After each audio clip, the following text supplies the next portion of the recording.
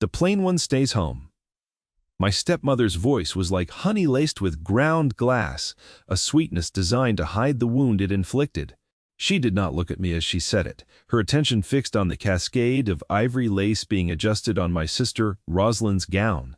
The words were not for me, not really. They were for the dressmaker, for the air, for the universe to affirm a truth she had spent a decade cementing into the foundation of our home. I was an afterthought, a shadow clinging to the brilliant light of our own daughter. I stood in the doorway of Rosalind's dressing room, a ghost in gray wool, the color of invisibility. My father, a man sculpted from indecision and quiet regret, shifted his weight by the window, his gaze lost somewhere. In the manicured gardens beyond, he had heard. Of course, he had heard. But to acknowledge the cruelty would be to confront it. And my father's spine had long ago been dissolved by his desire for a peaceful life, a life which my stepmother, Lady Seraphina, provided at the cost of my spirit. Rosalind, beautiful and bright and fundamentally kind in a way that made the situation all the more painful, caught my eye in the mirror. A flicker of discomfort crossed her features, a fleeting shadow on a sunlit day. "Mother, perhaps Alara could," she began, her voice trailing off as Seraphina's gaze sharpened, turning the honey to pure acid. "Do not be foolish, Rosalind," she snapped, the sound a whip crack in the perfumed air. "The Blackwood Ball is the event of the season. It is your moment. We cannot have you distracted." The unspoken words hung between us, heavy and suffocating. "Distracted by your pitiful, awkward sister. Distracted by the pity she will inevitably garner." I retreated before the dismissal could be made explicit. I did not need to be told twice. My place was in the library, a room my own mother had designed, its soaring shelves and quiet corners, my only true sanctuary. I was the keeper of forgotten histories, the silent scholar, in a house dedicated to the glittering, ephemeral present. The books were my companions. Their paper-thin pages held more substance than any conversation I had endured in years. They did not judge my quiet nature or the way my face failed to capture the light, as Rosalind's did. They simply offered themselves, their stories, their worlds. Tonight was the night of the Duke of Blackwood's annual ball, an event of legendary status. The Duke himself was a legend of a different sort. Duke Alistair Beaumont, a name spoken in hushed, speculative tones. Immensely powerful, impossibly wealthy, and fiercely private, since a family tragedy years ago had stolen his brother, and by all accounts, his capacity for joy. He was a phantom who hosted the kingdom's most important gathering, a man of shadow and steel who rarely graced his own ballroom. Seraphina's ambition, however, was a force of nature, and she was certain that Rosalind's beauty could pierce even the Duke's formidable reserve. My presence was simply a smudge on her otherwise perfect canvas. I heard the carriage crunch on the gravel drive, the bright laughter of Rosalind, the clipped, commanding tones of my stepmother orchestrating their departure. My father's voice was a low murmur, lost beneath theirs. The front door closed with a definitive thud, sealing me inside the silent house. The quiet that followed was a physical thing, a weight pressing down. It was the sound of my own worthlessness. I did not weep. Tears were a luxury I had learned to discard. They were a sign of hope, a belief that things could be different. I had no such illusions. I was Alara, the plain one, the quiet one, the one who stayed home. It was a role I had played for so long, I had forgotten how to be anything else. I made my way to the library, the scent of old leather and beeswax a balm to my raw nerves. I lit a single lamp, keeping the rest of the room in shadow, a reflection of my own state. I pulled a heavy tome from the shelf, a treatise on vaulted ceilings and pre-conquest architecture.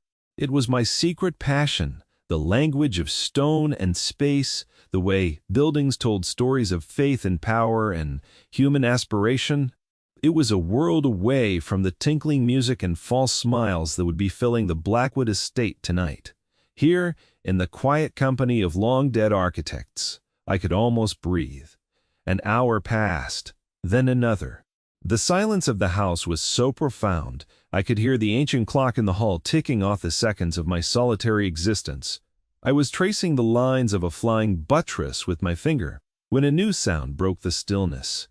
It was the distinct, rhythmic clopping of hooves, the crunch of wheels on gravel, but it was not the sound of my family's carriage returning. This was heavier, more powerful, the sound of 4 horses, not 2. I froze, my heart a frantic bird beating against the cage of my ribs. Had something happened, an accident? I moved to the heavy velvet curtains of the library window and pulled back a sliver of the fabric. My breath caught in my throat. Standing on the drive was a carriage, but it was not one I recognized. It was lacquered in a black so deep it seemed to drink the moonlight, and emblazoned on the door, picked out in silver, was a crest I knew only from books, a solitary wolf's head beneath a ducal coronet, the crest of House Beaumont. The Duke of Blackwood's carriage was at our door. Before I could process the impossibility of it, the sharp rap of the knocker echoed through the house. The remaining staff, a cook and 2 maids, were in their own quarters. It was up to me. My hands trembled as I smoothed my gray wool dress, a garment designed to make me disappear. I walked through the cavernous, echoing hall, my footsteps unnaturally loud. Who could it be? A messenger with terrible news. A secretary sent on some forgotten errand. I opened the door to a footman in severe black and silver livery. He was impossibly tall, his face a mask of professional impassivity. He did not seem surprised to see me, a plain girl in a plain dress standing in the doorway of a grand house that was supposed to be empty. "Miss Alara Harrington?" he asked, his voice a low, respectful baritone. I could only nod, my own voice trapped in my throat. "His Grace, the Duke of Blackwood, has sent his carriage for you," he stated as if this were the most normal pronouncement in the world. "He requests your presence at the ball." The world tilted on its axis. The footman's words were nonsensical, a fragment from a dream. I must have misheard. There must be a mistake," I stammered, the words feeling clumsy and foreign in my mouth. "He means my sister, Rosalind Harrington. She is already there." The footman's expression did not change, but his eyes held a flicker of something. Not pity, but a kind of patient understanding. "There is no mistake, miss." My instructions were most specific. "Miss Alara Harrington." He gestured to the magnificent waiting carriage. "His Grace awaits you." My mind was a maelstrom of confusion and terror. This was a joke, a cruel, elaborate prank orchestrated by my stepmother to further humiliate me. Perhaps she had arranged for the carriage to take me halfway and then abandon me on a dark road. It was exactly the sort of venomous theater she enjoyed. But the crest was real. The livery was real. The sheer, intimidating presence of the man before me was undeniably real. "I am not dressed," I whispered, the excuse flimsy and pathetic. "That is of no consequence," the footman replied smoothly. "Please." It was not a request. It was a summons, a royal command, cloaked in courtesy. To refuse would be an insult of unimaginable proportions. To accept felt like stepping off a cliff into madness. Caught between 2 impossibilities, I found myself doing the one thing I had never done before. I took a chance. With a heart that felt as if it might burst from my chest, I stepped out of the shadows of my home and into the moonlit night, allowing the footman to hand me into the Duke of Blackwood's carriage. The interior was lined with dark blue velvet, soft and silent.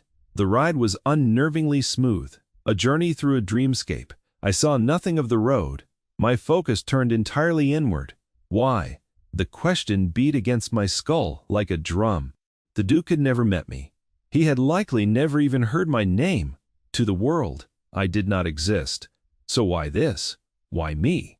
The most logical explanation remained a cruel trick, yet the sheer gravity of the Duke's name and reputation argued against such a petty display.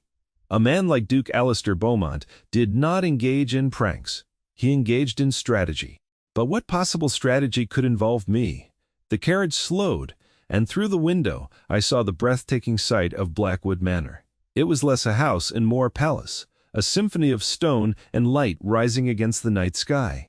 As an admirer of architecture, I should have been captivated, but all I felt was a rising tide of panic. I was a sparrow being delivered to an eagle's nest. The carriage door opened. The same footman offered me his hand. I stepped out onto the grand drive and the sound of the ball, A distant orchestra, the murmur of 100 conversations, washed over me. I was led not to the grand entrance where the other guests had arrived, but to a smaller, more private door at the side of the great hall. We walked through a quiet gallery, the walls lined with portraits of stern-faced ancestors, their painted eyes seeming to follow my progress with silent judgment. We stopped before a set of tall oak doors. The footman gave a soft knock. A voice from within, low and clear, answered, "Enter." The footman opened the door and stepped aside, gesturing for me to go in. I took a hesitant step and found myself in a vast library, even larger than my own at home. Books soared to a ceiling painted with constellations. A fire crackled in a hearth large enough to stand in. And standing by that fire, his back partially to me as he stared into the flames, was a man. He was tall and broad-shouldered, dressed in immaculate severe black that seemed to absorb the firelight. He turned slowly as the door clicked shut behind me, leaving us alone. This was him. Duke Alist Beaumont. His face was all harsh lines and sharp angles, a face that looked as if it had been carved from granite and left out in the wind. His eyes, a startlingly pale gray, were intense and unnervingly perceptive. He was not handsome in the charming, easy way of the young lords at court. He was powerful. The words seemed to emanate from him like heat from the fire. For a long moment, he simply looked at me, his expression unreadable. I felt my plainness, my cheap wool dress, my terrified silence, all being catalogued by that piercing gaze. I wanted to shrink, to disappear into the shadows between the bookshelves. "Miss Harrington," he said. His voice was exactly as I had heard it from behind the door, calm, deep, and devoid of inflection. "Thank you for coming." I found my voice, though it was little more than a whisper. "Your Grace, I do not understand." He gestured to a leather armchair near the fire. "Please." It was another command, disguised as an invitation. I sat, my hands clenched in my lap. He did not sit but leaned against the grand mantelpiece, continuing to study me. "5 years ago," he began, his voice quiet but carrying in the vast room, "Lord and Lady Harrington attended my ball. They brought both of their daughters." He paused. I remembered that night. I had been 16. Seraphina had insisted. I come, determined to show the world her magnanimity in parading her unfortunate stepdaughter. I had spent the entire evening in a forgotten alcove behind a potted palm, praying for invisibility. "The ballroom of this house," he continued, "is noted for its fan-vaulted ceiling, a rather audacious choice for a secular building of its era. Most guests comment on the chandeliers or the orchestra. You, however, spent 10 minutes staring at the ceiling. When your sister found you and asked what you were looking at, you did not say the pretty lights. You said the webbing is asymmetrical. I think the master mason was compensating for a miscalculation in the lateral thrust of the nave." My blood ran cold. I remembered the moment with horrifying clarity. I had been so lost in the architecture, I had forgotten to be silent, forgotten to be invisible. Rosalind had simply laughed, a light tinkling sound, and pulled me away. I had thought no one else had heard my strange pedantic comment. "It was an astute observation," the Duke said, his gray eyes fixed on my face. "And a correct one. The original plans, which are in this library, show the correction." He watched me, waiting. "I have made it a point since then to inquire after your studies. I was told you spend most of your time in your late mother's library." My throat was dry. This man, this powerful, reclusive Duke had noticed me. Not just noticed me, but remembered me, remembered my words. Had inquired after me? Inclaced. The idea was so preposterous, so utterly outside the realm of my experience, that I could not formulate a response. "Your stepmother informed society some weeks ago that you were of a delicate constitution," he said, the slightest edge of something I couldn't name, perhaps touching his voice, "that you were unable to withstand the rigors of a social season. When I saw your sister arrive tonight, alone with her parents, I surmised that your delicate constitution was a matter of convenience rather than fact." The directness of his speech was like a splash of cold water. He had seen through Seraphina's lie with effortless precision. He had seen the truth of my situation, and he had acted. He had sent his carriage. For me? Why? I whispered, the question finally escaping. Because, he said, his voice dropping slightly, I find myself weary of conversations about lace and court gossip. I was hoping for one about the structural integrity of stone. A ghost of a smile, so faint it was barely there, touched the corner of his mouth. And I do not abide bullies, Miss Harrington, not in my house. The bluntness of it, the simple, declarative protection in that statement undid me. After a decade of biting my tongue, of swallowing insults, of making myself smaller and smaller until I felt I might vanish entirely, this man had seen the cage I was in, and without fanfare held the door open. A single hot tear escaped and slid down my cheek. I wiped it away hastily, mortified. He pushed himself off the mantelpiece and walked to a small table, pouring 2 glasses of what looked like water. He brought one to me. His fingers brushed mine as I took the glass, and a strange jolt, a current of unexpected warmth, shot up my arm. My housekeeper, a formidable woman named Mrs. Gable, has taken the liberty of preparing a room for you. There is a gown there as well, a simple one, blue. He seemed to guess at my fear of being put on display. You may join the ball if you wish, or you may remain here and inspect the original plans for the ceiling. The choice is yours. He was giving me agency, a choice. It was a gift more precious than any jewel. The terror that had held me in its grip began to recede, replaced by a fragile, fluttering thing I barely recognized. It felt like hope. I would like to see the plans, Your Grace, I said, my voice gaining a sliver of strength. His faint smile returned, this time reaching his eyes, lighting them from within. It transformed his severe face, making it something else entirely. Excellent, he said. I had hoped you would. Mrs. Gable was indeed formidable, a tall woman with silver hair pulled into a severe bun and eyes that missed nothing. But there was a kindness in her gaze. As she led me to a quiet guest room, the dress laid out on the bed was a deep midnight blue, the color of the sky just after sunset. It was exquisitely made, but utterly unadorned, without a single piece of lace or frivolous ribbon. It was a dress for a scholar, not a belle. It was a dress for me. When I returned to the library, the Duke had unrolled a massive sheet of parchment on the central table. He looked up as I entered, and his gaze lingered for a moment. He said nothing, but I saw a flicker of approval in his eyes that was more potent than any flowery compliment. He saw the dress, but he also saw me in it, and he approved. For the next hour, the world outside the library ceased to exist. There was no ball, no music, no stepmother, no sister. There was only the crackle of the fire, the smell of old parchment, and the Duke's low voice explaining the architect's annotations. He spoke of stress points and load-bearing walls, of the poetry of physics and the ambition of builders, and he listened. When I pointed out a subtle detail or asked a question, he would pause and consider my words with a seriousness no one had ever afforded me. It was a conversation between equals, a meeting of 2 minds who spoke the same quiet, esoteric language.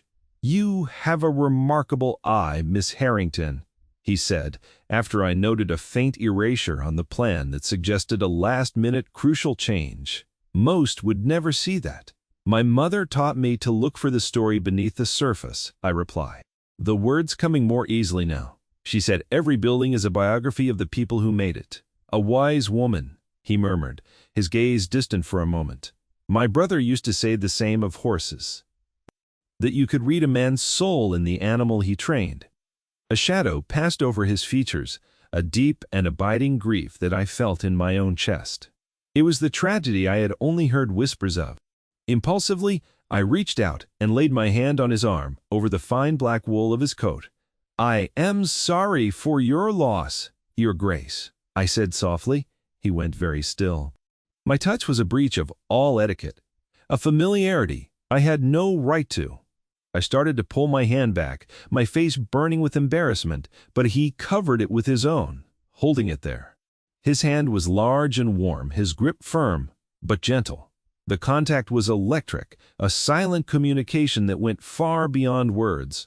He did not look at my hand, but into my eyes, and in their pale gray depths I saw the solitude, the burden of his grief, and something else, a flicker of connection, a recognition. He was a man living in a fortress of his own making, and, for a moment, he had lowered the drawbridge for me. "Thank you, Alara," he said, his voice rough. The use of my first name was as shocking as a shout in the silent room. He released my hand slowly, and the spell was broken. He cleared his throat, his composure restored, becoming the Duke of Blackwood once more. "I believe," he said, his tone more formal, "that it is time we made an appearance. If you are willing," my heart hammered against my ribs, "to go out there, into that sea of glittering faces, on the arm of the Duke himself?" It was terrifying. But as I looked at him, at the quiet strength in his face, I realized I was no longer the same timid girl who had hidden behind a potted palm. He had given me a glimpse of what it felt like to be seen, truly seen, for who I was. And I found I did not want to return to the shadows. "I am willing, Your Grace," I said. And this time, my voice did not tremble. He offered me his arm. As I placed my hand on the black wool, I felt the solid muscle beneath. Walking beside him, I felt not like a sparrow, but like someone who belonged. He led me not through the side gallery, but toward the grand archway that opened directly into the ballroom. The music swelled as we approached, a vibrant waltz. We paused at the threshold, just out of sight. I could see the room now, a kaleidoscope of color and movement. Hundreds of people, the cream of society, laughing, dancing, and gossiping. And then I saw them. My family. They were standing in a small, prestigious circle, my stepmother animatedly talking to a countess, Rosalind looking beautiful but bored, my father, looking as always, lost. "Are you ready?" the Duke asked, his voice a low rumble beside my ear. I took a deep breath. Yes, we stepped through the archway. The effect was instantaneous and absolute. A ripple of silence spread out from us, extinguishing conversations as it went. The music faltered for a beat before the conductor, flustered, brought it back to life. Every head in the room turned. Every eye was fixed on us. On the reclusive, formidable Duke of Blackwood, who never socialized, and on the unknown, plainly dressed woman on his arm. I saw my stepmother's face first. Her jaw literally dropped. The charming smile froze, cracked, and fell away to reveal a mask of pure, unadulterated shock, quickly followed by a tide of furious disbelief. Rosalind's eyes widened, her expression one of utter confusion. My father simply stared, looking more helpless than I had ever seen him. The Duke seemed oblivious to the sensation we were causing. He moved with an unhurried grace, his presence commanding the space around him. He led me toward the center of the floor, his grip on my arm a steady, reassuring anchor in the churning sea of astonished faces. Whispers erupted behind us like the rustling of dry leaves. "Who is she? Is that the other Harrington girl? What is the meaning of this?" Serafina recovered first. Her social instincts were too sharply honed to allow for a complete collapse. She detached herself from her circle and began to move toward us, her face arranged into an expression of bewildered concern. She was preparing her narrative. Her poor, simple stepdaughter, confused and lost, had somehow wandered into the ball, and the kind Duke was merely helping her. But the Duke did not give her the chance. As the waltz came to a close, he turned to me, bowed slightly, and said, in a voice that carried clearly in the expectant silence, "Miss Harrington, may I have the honor of this dance?" It was not a request. It was a proclamation, a public, undeniable endorsement. He was not rescuing a lost girl. He was honoring his chosen guest. By singling me out for the first dance he had participated in years, he was elevating me, placing me under his direct and unequivocal protection. I placed my hand in his, and he led me onto the dance floor. The orchestra began a new waltz. He was an expert dancer, leading with a quiet confidence that made it easy to follow. We moved across the polished floor, a solitary island, in a sea of onlookers. I did not look at the crowd. I looked only at him, at the intensity in his pale gray eyes. "You are causing a considerable stir, Your Grace," I murmured, a nervous tremor in my voice. "Am I?" he replied, the corner of his mouth twitching. I had not noticed. We both knew he was lying. Every move he made was calculated, precise. This was a strategic maneuver executed with military precision. He was redrawing the social map, and he was placing me at its center. Out of the corner of my eye, I saw Serafina's face. It was a thundercloud of fury. Her plans for Rosalind, her entire season's ambition, had just been spectacularly derailed. She had tried to make me invisible, and the most powerful man in the kingdom had just placed me in the brightest spotlight imaginable. Her gaze met mine across the dance floor, and in it I saw not just anger, but a promise of retribution. She would not let this stand. The battle had just begun. The days that followed the ball were a strange, surreal dream. Flowers began to arrive, not just from the Duke. A simple, daily delivery of white gardenias whose subtle scent filled my small room, but invitations as well. Luncheons, teas, musicales. Suddenly, society, which had never known I existed, was clamoring for my presence. They did not want me, of course. They wanted proximity to the Duke. They wanted to understand the mystery. I was a curiosity, a puzzle to be solved. Serafina was forced to play along, and it was a role that curdled her. She would sit at our breakfast table, a stack of invitations before her, and read them aloud, with a voice dripping in false sweetness. "An invitation for you, Elora, from the Viscountess Ashworth." How lovely! Her eyes, however, were chips of ice. She had lost control of the narrative, and it was driving her mad. She chaperoned me everywhere, a smiling jailer, her presence a constant, suffocating reminder that this was all a fluke, a whim of the Duke's that would soon pass. My father drifted through it all with a bewildered air, occasionally mumbling that it was all very surprising. Rosalind was the most difficult to read. She seemed genuinely happy for me, but there was a confusion in her eyes, a dawning awareness of the dynamics in our house she had never been forced to see before. "The Duke seems very taken with you," she said one afternoon as we arranged flowers. "He never looked at anyone the way he looks at you." There was no jealousy in her voice, only a quiet wonder. My interactions with the Duke himself were always carefully proper, yet charged with an unspoken intimacy. We spoke at garden parties about crop rotation, at soirees about political philosophy, and once, blessedly, we found ourselves alone for 15 minutes in a conservatory, where we had a fervent debate about the merits of Gothic versus neoclassical design. In these moments, the rest of the world would fall away. There was only his focused attention, the respect in his eyes, and the feeling of being utterly, completely understood. He never touched me again after that night. In his library, not beyond the formal requirements of a dance or escorting me to a carriage, yet I felt his touch in every glance, in every quiet conversation. He was slowly, patiently rebuilding me. With every question he asked, with every serious consideration of my opinion, he was laying a new stone in the foundation of my self-worth. A foundation Serafina had spent years trying to demolish. I began to stand taller, to speak more clearly. The gray wool of my old life was being replaced, not just by new dresses, but by a new sense of self. But I was not foolish. I saw the precariousness of my position. It all depended on him. If he were to tire of me, to move on, I would fall faster and harder than ever before. Serafina was waiting for that moment, watching me with the predatory stillness of a cat watching a mouse. Her opportunity came a month after the ball. I received a note from the Duke, delivered by his personal messenger.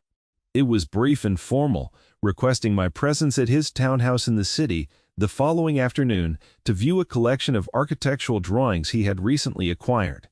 It was the first invitation that did not include my family. It was a deliberate, significant step. Serafina saw the note. I knew she had, because her mood for the rest of the day was terrifyingly pleasant. She hummed as she did her needlework. She complimented my dress. It was the calm before a hurricane. The next morning, a letter arrived for the Duke. I saw the footman take it. It was penned in my stepmother's elegant, looping script. I knew with a certainty that chilled me to the bone that it was a declaration of war. She was making her move. I spent the day in a state of quiet dread. What lies had she told? What poison had she poured into his ear? That I was manipulative, an opportunist seeking his title, that I was mentally unstable, a fantasist who had imagined his interest. All the cruelties she had ever whispered to me in private, I imagined her now writing down in elegant prose. My fragile new confidence began to crumble. Perhaps he would believe her. Why should he not? She was a respected lady of society. I was a nobody, a shadow he had briefly illuminated. When his carriage arrived to collect me, I almost refused to go. My terror was a physical thing, a cold knot in my stomach. But the memory of his eyes, the respect I had seen in them, gave me the courage to step inside. The journey was an agony of suspense. When I was shown into his city library, a room as magnificent as the one at his country estate, he was not there. Instead, my stepmother, my father, and Rosalind were. Serafina was seated in a wing-back chair, looking composed and faintly triumphant. My father stood by the window, wringing his hands. Rosalind sat on a small sofa, looking pale and distressed. My heart sank. It was a trap, an ambush. He had summoned us all to hear my denouncement. "Elora, dear," my stepmother said, her voice oozing with false sympathy. His Grace received a rather troubling letter. He felt it was best we all discuss it together. At that moment the Duke entered from an adjoining room. His face was like stone, his gray eyes cold and hard. He did not look at me. He looked at my stepmother. My last sliver of hope died. He believed her. "Lady Serafina," he began, his voice dangerously quiet. "I did indeed receive your letter this morning. And the geet? You make some very serious allegations." He held up the sheet of paper. "You claim that your stepdaughter is prone to flights of fancy, that she has constructed an elaborate fantasy about my intentions. You claim she is a cunning social climber who has been plotting to entrap me since she was a child. You also suggest she is not in full possession of her faculties and requires gentle supervision." Every word was a nail in my coffin. I could not breathe. I saw the smug satisfaction in Serafina's eyes. She had won. "It pained me to write it, Your Grace," she said, dabbing at a dry eye with a lace handkerchief. "But my conscience, my duty to protect both my poor, confused Alara and your own good name, compelled me." The Duke was silent for a long moment. He walked over to his desk and placed the letter down. Then he picked up another, much thicker stack of papers. "Your concern is very touching," he said, his voice laced with an irony as sharp as a razor. "It prompted me to make some inquiries of my own. It is remarkable what one can learn in a few hours with the right resources." He looked at my father. "Lord Harrington, did you know that the dowry left for your daughter Ilara by her mother, the late Lady Eleanor, was not a modest sum, as you were led to believe, but a considerable portfolio of investments which have, over the last 10 years, matured into a small fortune?" My father blanched. "What? No. Serafina told me." "She told you it was just enough to cover Ilara's upkeep." The Duke finished for him, his voice like ice. "A lie. A lie that my lawyers have confirmed this morning by inspecting the original will. A will your wife has been illegally administering. The funds, it appears, have been diverted to pay for, among other things, several seasons of gowns and jewels for your other daughter." Rosalind gasped, her face turning ashen. "Mother? Is that true?" Serafina's composure finally cracked. "This is an outrage. How dare you pry into my private affairs?" "They ceased to be private when you attempted to defame the woman I intend to make my wife," the Duke stated, the words dropping into the stunned silence of the room like stones into a deep well. My head snapped up. I stared at him, my heart stopping, and then restarting with a painful jolt. The woman I intend to make my wife. He had not just defended me, he had declared himself. He had chosen me, not just for a dance or a conversation, but for everything. His cold gaze never left my stepmother's face. "You wrote of her flights of fancy. My investigation also uncovered testimony from 3 former servants, all dismissed by you, who described years of systematic emotional abuse. of being told she was worthless, plain, a burden. They speak of a girl who was locked in her room for the crime of reading a book instead of practicing needlepoint. Is that one of her fantasies as well? Serafina was white-faced, her mouth opening and closing like a fish. She was utterly exposed, her carefully constructed facade stripped away to reveal the grasping, cruel woman beneath. The Duke turned to me then, and the coldness in his eyes melted away, replaced by a fierce, protective warmth that enveloped me. "Alara," he said, his voice softening, "your stepmother has spent a decade trying to silence you. I believe it is your turn to speak." And for the first time, I found my voice. Not the hesitant whisper he had first heard, but a clear, strong tone, filled with the pain of 1,000 slights and the power of my newfound worth. I looked directly at the woman who had tried to erase me. "You called me plain," I said, my voice steady. "And perhaps I am. I do not have Rosalind's beauty. But my mother gave me her mind, and you tried to starve it. You called me quiet. But I was not quiet. I was silenced. You hid my books. You belittled my interests. You tried to shape me into a pale imitation of your own daughter because you could not bear the thought that my father had loved my mother for something other than a pretty face. You tried to make me invisible, but you failed. Because I turned my gaze to Alistair, my heart swelling with a love so profound it hurt. He saw me. He saw me when I was hiding in the shadows, and he did not see a plain thing to be pitied. He saw a person. I turned back to Serafina. "You will not hurt me again. Your words have no more power over me. You are the one who is plain, because your soul is a barren thing, built on envy and greed. You are the one who is invisible, because there is nothing of substance inside you to see." I wept then, not tears of sorrow but of catharsis. A decade of suppressed grief and anger poured out of me in a cleansing flood. Alistair was beside me in an instant, his hand on my back, a solid grounding presence. My father finally moved. He looked at Serafina with eyes that for the first time held not weakness, but a cold fury. "You will leave my house," he said, his voice shaking with rage. "Tonight." Rosalind came to my side, her own eyes filled with tears. "Alara, I am so sorry," she whispered. "I never saw. I was so blind."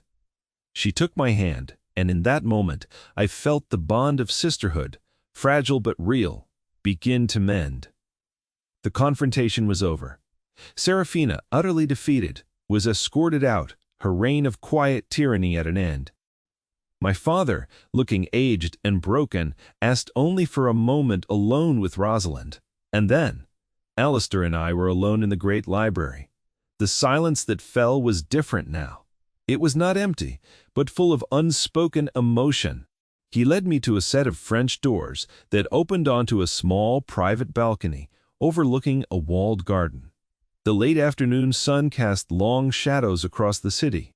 He stood beside me, not touching, but his presence was a comfort more profound than any embrace. "What I said in there," he began, his voice low and serious, "I meant it. Every word." "I know," I whispered, my voice thick with emotion. He turned to face me, taking both of my hands in his. His pale gray eyes were earnest, vulnerable in a way I had never seen. "Alara, I am not a man for poetry or grand gestures. My life has been a quiet one, sad one for a long time. When my brother died, the light went out of my world. I built walls around myself, and I thought I would live behind them forever. And then I heard a 16-year-old girl in a ballroom alcove talk about the lateral thrust of a nave, and a little bit of light got in." He squeezed my hands gently. "I am not rescuing you, Alara. Your spirit was never broken, merely suppressed. You rescued yourself the moment you found your voice in there. What I am asking for is a partner, someone to discuss architecture with in the evenings. Someone whose mind is as beautiful as her character. Someone who sees the story beneath the surface. I am asking you to let me spend the rest of my life seeing you." He did not kneel. He did not present a ring. He simply looked at me, his soul bare in his eyes, and asked the most important question of my life. "Alara Haddington, will you do me the great honor of becoming my wife?" My answer was lost in the kiss. He drew me to him, his mouth finding mine, with a certainty and a gentleness that made my knees weak. It was not a kiss of frantic passion, but of profound recognition. It was the end of a very long winter. It was the feeling of coming home to a place you had only ever dreamed of. It was safety and excitement, peace and promise, all at once. When we finally broke apart, I was breathless, my face buried in the fine wool of his coat. "Yes," I breathed against his chest. "Oh yes, Alistair, yes." A year later, I stood on that same balcony, but it was our balcony now. The cool evening air carried the scent of night-blooming jasmine from the garden below. Alistair's arms were wrapped around me from behind, his chin resting on my head. We were looking out over the city lights, a tapestry of glittering diamonds against velvet black. Inside, on the great library table, lay a new set of plans. Not for a forgotten cathedral, but for a new wing of the public library, a project he had commissioned and placed entirely under my design supervision. My name was there, on the title block. Alara Beaumont Harrington, Duchess of Blackwood. Architect. Our life was quiet, but it was not silent. It was filled with the rustle of turning pages, with passionate debates about Palladian windows, with shared laughter that echoed in the high-ceilinged rooms, and with a deep, abiding peace that settled into the very marrow of my bones. My father and Rosalind were frequent visitors. Rosalind had found a match of her own, a country gentleman who loved her for her kind heart, not her beauty, and my father was slowly, painstakingly becoming the man he should have been all along. We never spoke of Seraphina. She had vanished from our lives, a ghost of a memory. Alistair's hand tightened on my waist, and he pressed a soft kiss to my temple. "What are you thinking about?" he murmured, his voice a familiar comfort against my ear. I smiled, leaning back into his solid warmth. "I was just thinking about a girl in a gray dress," I said softly. "A girl who thought she was invisible." He turned me in his arms to face him. His pale gray eyes, which I now knew could hold not just grief and power but infinite tenderness, searched my face, his voice firm with the truth that was now the bedrock of my world. "I only ever saw you,"